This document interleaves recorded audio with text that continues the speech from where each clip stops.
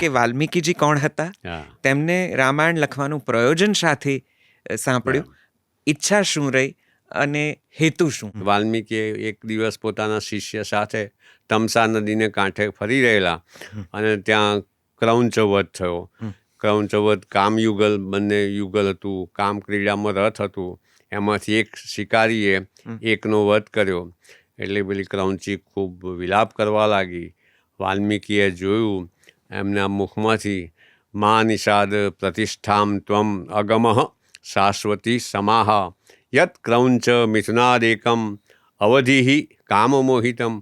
અરે ઓ નિષાદ, તને કદાપી પ્રતિષ્ઠા મળશે નહીં, કારણ કે તે કામથી મોહિત થયેલા એક ક્રૌંચનો તે વધ કર્યો છે.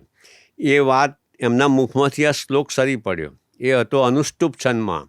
એટલે વાલ્મીકીને પોતાને આશ્ચર્ય થયું કે કિમિદમ વ્યાહૃતમ મયા, આ હું શું બોલી ગયો, આ મેં શું ઉદ્ગાર કર્યો.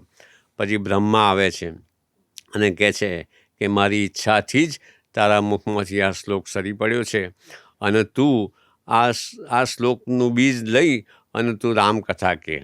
અને પછી બ્રહ્માએ એમને શક્તિ આપી અને એમણે કહ્યું કે યાવસ્થાસ્યંતિ ગિરયઃ સરિતશ્ચ મહિતલે તાવત રામાયણ કથા લોકેશુ પ્રચરિષ્યતિ. એવું વરદાન વાલ્મીકીને બ્રહ્માએ આપ્યું કે જ્યાં સુધી પર્વતો અને નદીઓ રહેશે ત્યાં સુધી રામકથા તારી પ્રચલિત રહેશે. આવું એમણે વરદાન આપ્યું.